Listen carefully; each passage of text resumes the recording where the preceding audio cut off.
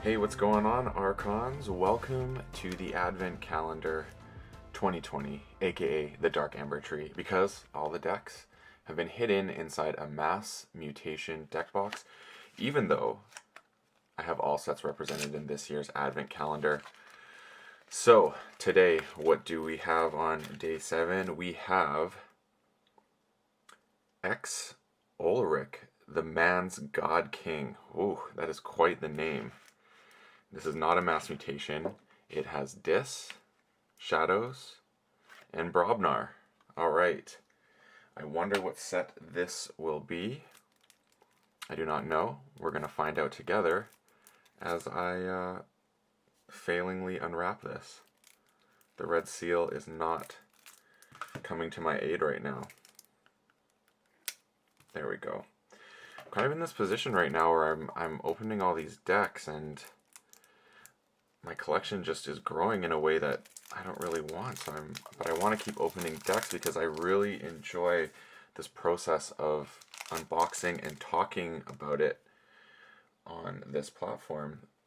So I'm just wondering what you all think would be a good grief, this red thing is not getting away from me. Would be a good way to be able to continue doing this and not accumulate decks. So please comment below what you think would be a good way to do this. And I'm open to suggestions. I don't know why this Archon looks like Sauron to me from Lord of the Rings, except the blue version. Alright, kick things off. We have Coward's End. Tremor, still don't know what set it is. Oh, I do. Tremor. This is a CotA. Unguarded Camp. Mighty Javelin. Valdir. Earthshaker. Lomir Flamefist. Pingle Who Annoys. Smash. Troll. War Drummer. And here we go on to Dis with an Arise. Arise. Control the Weak. Control the Weak. Mind Barb. Lash. Screaming Cave. Dust Imp. Ember Imp. The Terror. Toxin. Flame Wreathed. Bait and Switch and Shadows. Ghostly Hand. Poison Wave. Poison Wave. Evasion Sigil. Seeker Needle. Garlo Phantom. Naughty. Bruno. Shadow Self, and lastly we have Umbra. Gotta say, kind of liking this one so far. Yeah, this looks really neat, and this is the first CotA deck I think I've opened, which means there are 3 more. I really appreciate CotA now, that more so than I think I did in the past. So it's fun opening this. We got 1, 2, 3, 4, 5, 6,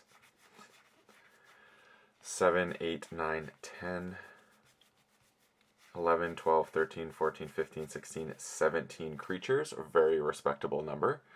I'm actually enjoying that quite a bit. And then for Raw Amber, we got 1, 2, 3, 4, 5, 6, 7, 8, 9, 10, 11, 11 Ember, also respectable. Now let's take a look.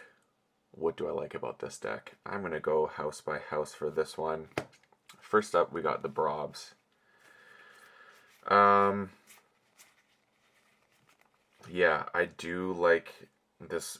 Getting the Coward's End is great. The only problem with that is that Pingle Who Annoys is kinda not really working well with that. That's the only problem. So I don't know how much I want Pingle to maybe be in play, potentially, depending on who I'm going up against. But the good news is that this does exist. There is a board wipe possibility, which you need now. Having ability to stun 6 creatures is also fantastic. And then Unguarded Camp, yeah. For each creature you have in excess, captures 1. This is really good. Javelin, again. Omni, dealing damage. Valdir's great. Again, Earthshaker, getting rid of those small creatures, especially with the Worlds Collide and a lot of those Star Alliance type creatures and some of the even dinosaurs and stuff. And Shadows now. Gonna put in some work. although work against me too. Nice, little bit of scaling Ember control, not really though. Again, we talked about Pingle, some more stun, some good stun here, so some good board here. Troll and War Drummer. Well, I guess War Drummer is great with the smash, the Lomir double play, Earth Shaker, not really, but that's nice to see anyways. So yeah, that's the Brobnar. Not mad at it at all. Now let's go into Dis.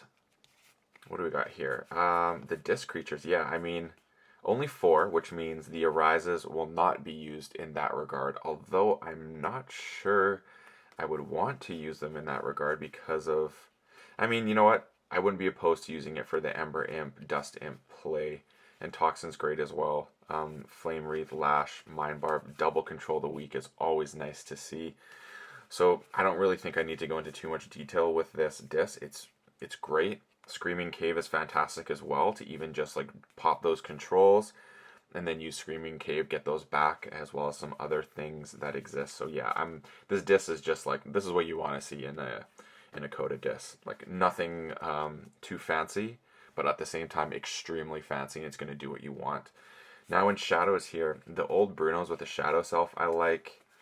There seems to be a decent amount of artifacts to work with Carlo Phantom, although again, the, what is it, Pingle Who Annoys is working against Carlo. I think there's like 1, 2, 3, 4 artifacts in here, I want to say, because there's just the one in here. Yep, just the one in there. Just the one in here. Oh no, we got 2 in here. So we got 5 artifacts, so that makes him have a little bit more potency. I mean, there's some good Ember control in here. This is Shadow's Ember control. You want to see Evasion Sigil. I don't know about this one. This one I'll have to play and see. My first thought is my Brobnar wants to fight potentially, so I think it depends on the board I'm going against. If I don't want people to fight into me, for example, the Shadow Self with the 2 old Brunos, if I don't want that to go down, then I'm going to want Evasion Sigil to make that more annoying. The double Poison Wave is really solid. That's 4 damage. Again, Ghostly Hand. Bait and Switch is just fantastic. It's still stealing 2 Ember. Get it at the right time. Pretty low power on creatures, though, I think, in this deck in general. Yeah, the Brobnar is obviously going to skew that. So 1, 2, 3, 4, 5, 6, 7. Yeah, there's 7 Brobnar creatures. So I think the Arise Brobnar is going to be the thing that's being looked after. But I mean, here we got 1, 2, 3, 4, 5, 6. And I mean, recycling these cards for Arise is not a bad idea either.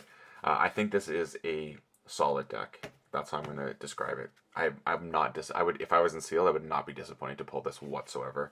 I think this could definitely put in some work. You're going to be using the Dis to annoy, the Brobnar to control the board, and then the Shadows to just stay in the game and do some shenanigans with the Brunos and all these other things in here. If you can get the Phantom next to the Shadow Self, I actually think you could be really, really potent with the other artifacts that you have in here in other houses. So yeah, that's my review on the Mance God King. I do like this deck. I'm excited to test it out tomorrow night, so please tune into my stream to see how that goes. And as always, everyone, may your Ember never be stolen and your keys forged promptly. Have a good one.